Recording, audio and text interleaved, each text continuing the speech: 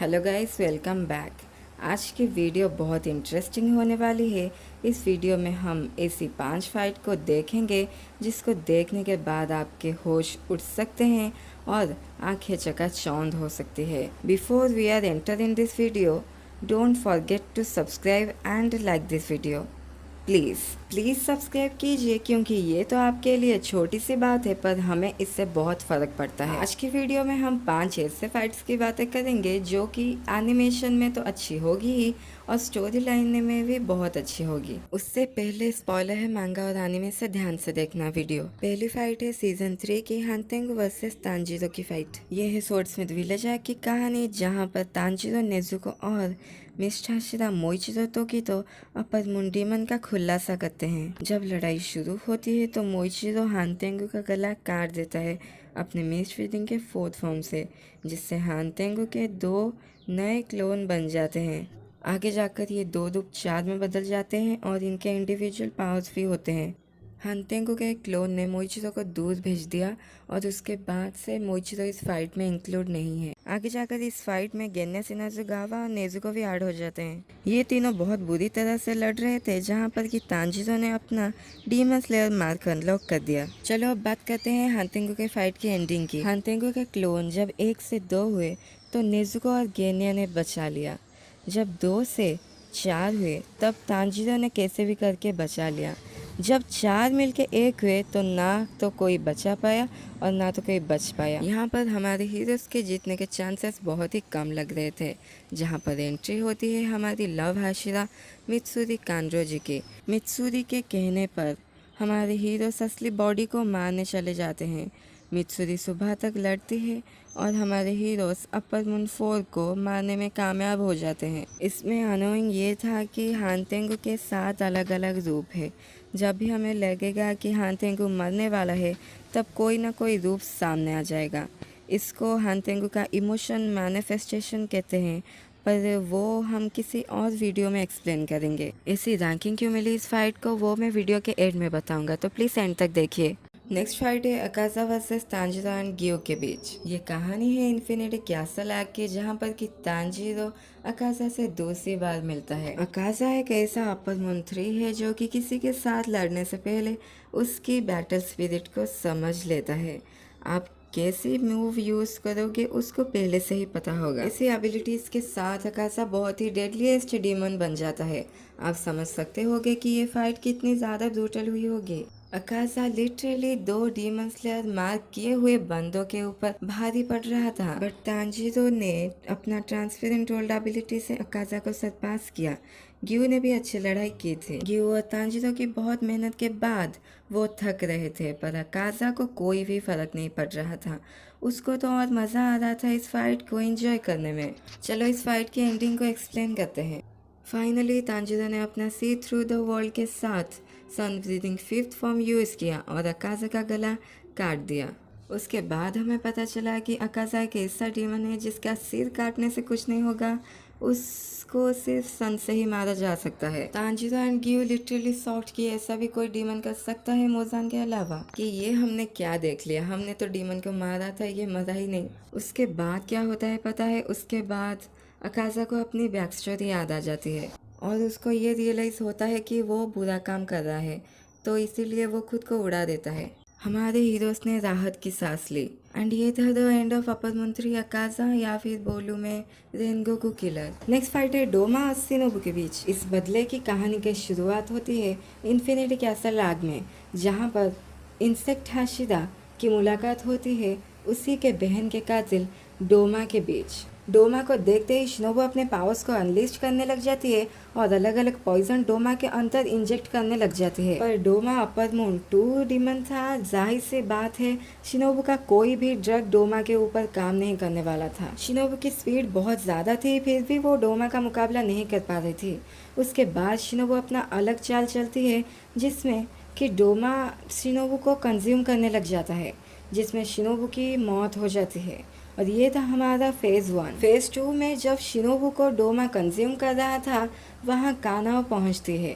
उसने कोशिश किया डोमा से शिनोबू को छुड़ाने की, पर वो कामयाब नहीं हो पाई। डोमा और कानाओ की लड़ाई शुरू हो जाती है, जहाँ पर Doma ice blood demon art का यूज करता है और कानाओ अपने फ्लावर ब्रीदिंग का इस्तेमाल करती है। मैंने इस फाइट को बदले की फाइट बोली थी शुरुआत में, क्योंकि कानाओ की बड़ी बहन जो कि कानाई है, उसको डोमा ने मार दिया था और उसके बाद शिनोबू को मार दिया, और उसका बदला लेने के लिए कानाओ बहुत गुस्सा में आ जाती है। डोमा का बदला शिनोबू तो नहीं ले पाई, लगता है कि अब कानाओ ले सकती है, पर कहीं ना कहीं ये लग रहा था कि कानाओ हार रही थी।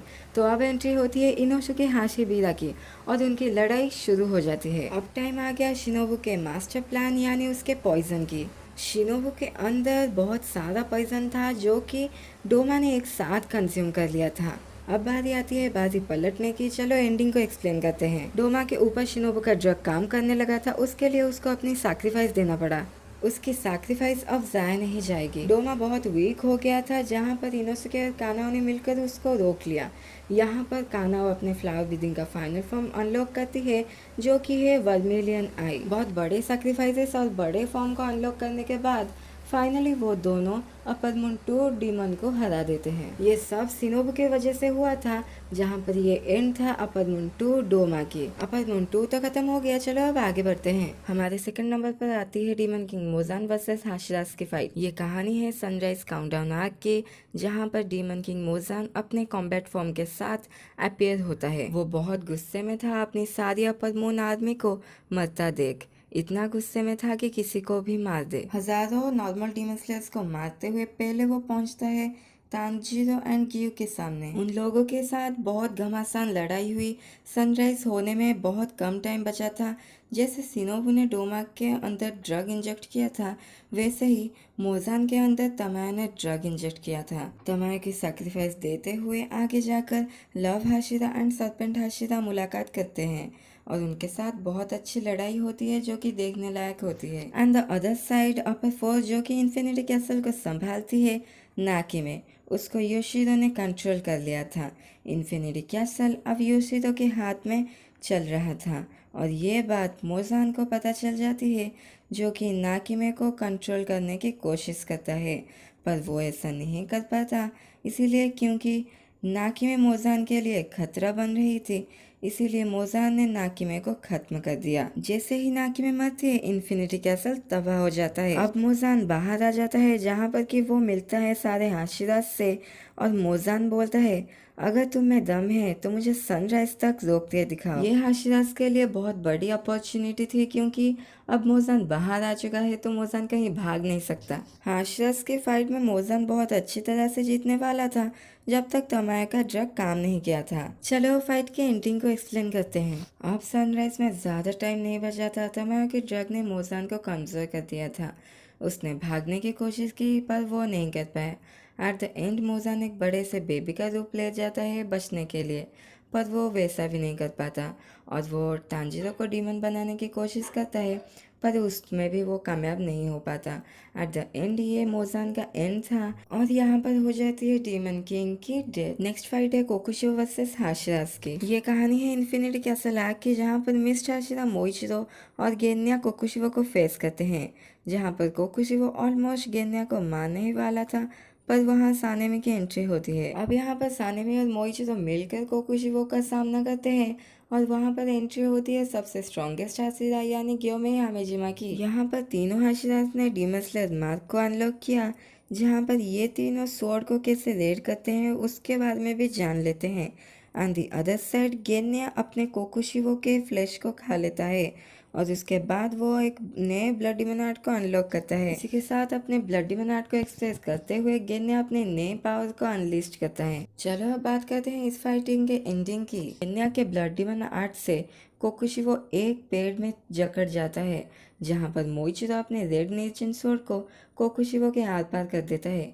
इसी गुस्से में आकर कोकुशिरो क्रिसेंट मून की बारिश कर देता है, जिससे कि मोइचिरो तोकितो की जान चली जाती है। उसके बाद स्टोन हाशिरा अपने वेपन से कोकुशिरो का सिर उड़ा देता है, पर कोकुशिरो ने अपने सिर को हील कर लिया था और एक मॉन्स्टर के रूप में तब्दील हो गया। कोकुशिरो जो कि अपर मून 1 है, उसने सानेमी की स्वॉर्ड की रिफ्लेक्शन से अपना भयानक चेहरा देखा और सोचने लगा अपने मोटिव्स के बारे में। टाइम वेस्ट ना करते हुए स्टोन हाशिरा ने फिर से उसका सर उड़ा दिया। उसके बाद कोकुशिबा खुद को हील करने की कोशिश करता है, पर रेड नेशन स्वॉर्ड का आफ्टर इफेक्ट से ऐसा नहीं हो पाता।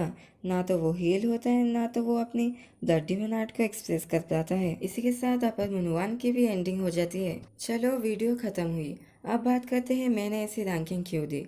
क्योंकि ये डिस्ट्रक्टिव फाइट है, तो इसीलिए मुझे जो ज़्यादा डिस्ट्रक्टिव लगा तो मैंने ऐसी रैंकिंग दी है। तो नंबर 1 पर है कोकुशिबा वर्सेस हाशिरास की फाइट, जो मुझे बहुत अच्छी लगती है। ओके, तो चैनल को सब्सक्राइब करके जाना और इस वीडियो को लाइक करना, और कैसा लगा वीडियो मुझे कमेंट सेक्शन में बताना। गुड बाय दोस्तों, and stay tuned for new video.